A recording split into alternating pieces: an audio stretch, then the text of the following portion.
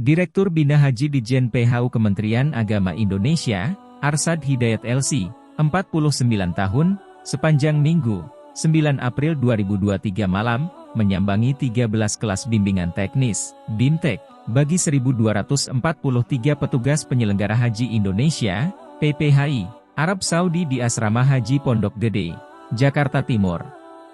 Di tiap kelas, mantan pejabat otoritas operasional ini pun berbagi aneka pengalaman, tips dan motivasi selama 12 tahun di Arab Saudi.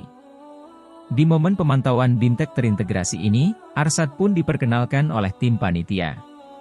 Pak Arsad ini, aktor utama, juru bicara krisis keren, Masjidil Haram, dan Mina 2015, kata Ketua Tim Humas Kemenak Muhammad Hoiron, memperkenalkan Arsad kepada 60 anggota Media Center Haji, MCH 1444 Hijriah. Krisis keren dan Mina 2015, adalah insiden musim haji 9 tahun silam. Kala itu, Arsad tahun ketiga menjabat, Deputi Atase Haji Konsulat Jenderal Republik Indonesia KJRI, Jeddah di Arab Saudi. Insiden keren proyek ekspansi 2 Masjidil Haram, milik Bin Laden Group, 11 September 2015. Kecelakaan itu merenggut nyawa 108 orang, dan melukai 238 lainnya. Setidaknya 12 jamaah Indonesia wafat, dan 49 lainnya terluka. Sedangkan insiden, jalur 204 terowongan Mina, terjadi 24 September 2015. Inilah insiden paling mematikan dan korban jiwa terbanyak dalam sejarah haji.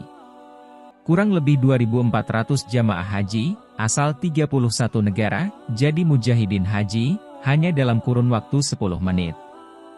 Setidaknya, 125 jamaah haji Indonesia, dan 5 mukimin asal Indonesia, wafat karena terhimpit, terinjak, dehidrasi dan kehabisan nafas. Jamaah Indonesia, berdesakan dan bertubukan, dengan jamaah asal Afrika dan Timur Tengah.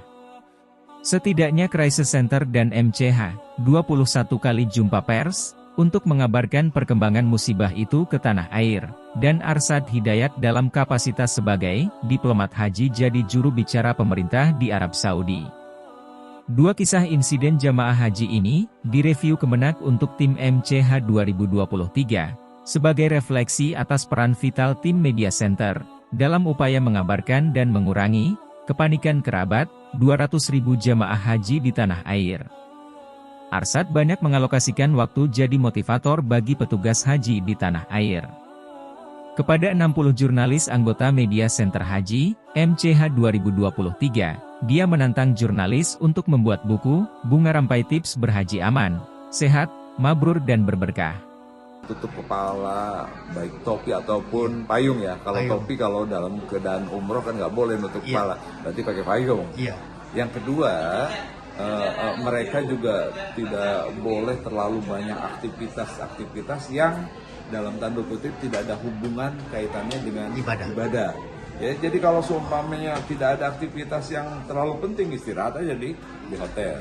Kemudian saya kira jangan lupa jamaah itu kan pakai alas kaki ya.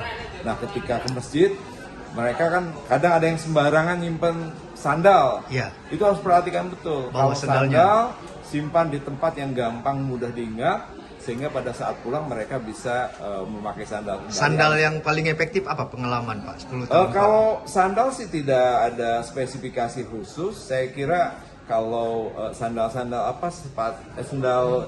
sepatu apa ya namanya? Yang ringan. Sepatu yang ringan ya. Yang ringan. Kemudian kalau untuk umroh kan nggak boleh menutup ini mata kaki ya. Jadi yang penting bisa terlihat mata kaki kalau umroh. Tapi intinya sih sendal ya.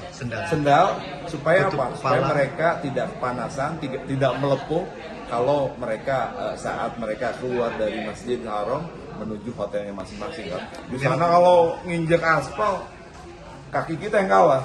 Itu memang